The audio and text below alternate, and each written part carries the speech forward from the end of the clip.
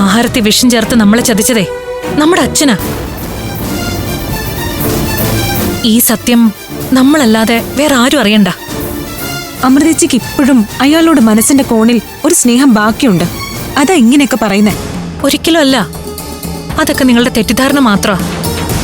ഞാനിപ്പോ കാണിക്കുന്നത് അച്ഛനോടുള്ള സ്നേഹമല്ല, നമ്മുടെ അമ്മയോടുള്ള കടപ്പാടാ. നീയൊരല്പം മുമ്പ് പറഞ്ഞില്ലേ, പീഡനങ്ങൾ മാത്രം നിറഞ്ഞ ജീവിതത്തിനിടയിൽ അച്ഛനെ വിട്ടുപോകുന്നതിനെ കുറിച്ച് അമ്മ ഒരിക്കൽ പോലും ആലോചിച്ചിട്ടില്ല. അവസാന ശ്വാസം വരെ അച്ഛൻ കൂടെ ഉണ്ടാവണമെന്നും അമ്മ ആഗ്രഹിച്ചിരുന്നു. അതിനർത്ഥം അമ്മ അച്ഛനെ ഒരുപാട് സ്നേഹിച്ചിരുന്നു എന്നാ. ഇപ്പോഴും അമ്മയുടെ ആത്മാവിന് അച്ഛനോട് ആ സ്നേഹം ഉണ്ടാവും. അതുകൊണ്ട് അച്ഛൻ ചെയ്ത ഈ വലിയ തെറ്റ് നമ്മൾ പുറത്തേ പറ്റൂ. അമൃതേച്ചി പറയുന്ന ഈ ന്യായങ്ങളൊന്നും എനിക്ക് മനസ്സിലാവുന്നില്ല. ഇതൊക്കെ അച്ഛനെ സംരക്ഷിക്കാൻ വേണ്ടി ചേച്ചി മെനഞ്ഞെടുക്കുന്ന ഓരോ തൊടു ന്യായങ്ങൾ മാത്രമാണ്.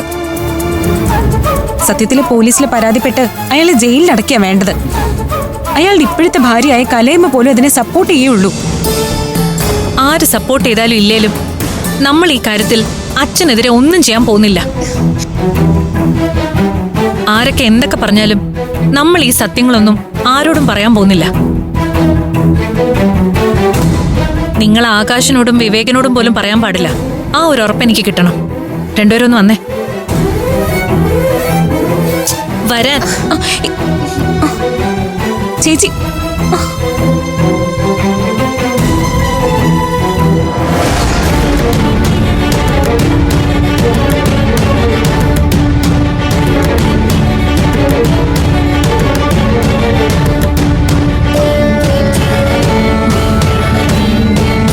അമ്മയെ സാക്ഷി നിർത്തി നിങ്ങൾ രണ്ടുപേരും എനിക്ക് വാക്ക് തരണം.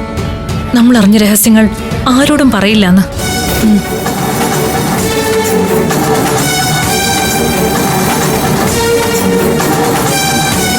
വിവേകിന് മുൻപിൽ എനിക്ക് രഹസ്യങ്ങളൊന്നുമില്ല.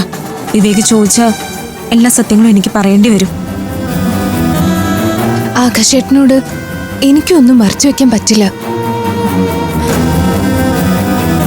അപ്പോ എന്നേക്കാ വലുതാണ് നിങ്ങൾക്ക് അവരൊക്കെ. അഖില ആകാശിനെ സ്നേഹിക്കുന്ന പോലെയും അനഘ വിവേകിനെ സ്നേഹിക്കുന്ന പോലെയും ഞാനും അഭിമന്യുവിനെ സ്നേഹിക്കുന്നുണ്ട്. അഭിമന്യു ചോദിച്ചിട്ട് പോലും ഞാൻ സത്യങ്ങൾ പറയാൻ തയ്യാറായില്ല. അതെന്താണെന്ന് ഞാൻ നിങ്ങളോട് പറഞ്ഞു കഴിഞ്ഞു. അതല്ല, എന്നെ ധിക്കരിക്കാനാണ് നിങ്ങളുടെ തീരുമാനമെങ്കിൽ ആയിക്കോ, എനിക്കിനി ഒന്നും പറയാനില്ല.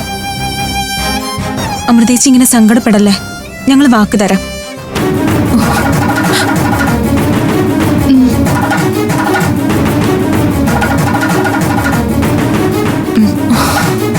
അറിഞ്ഞ സത്യങ്ങളൊന്നും ഞങ്ങൾ ആരോടും പറയില്ല. അമ്മയാണ് സത്യം.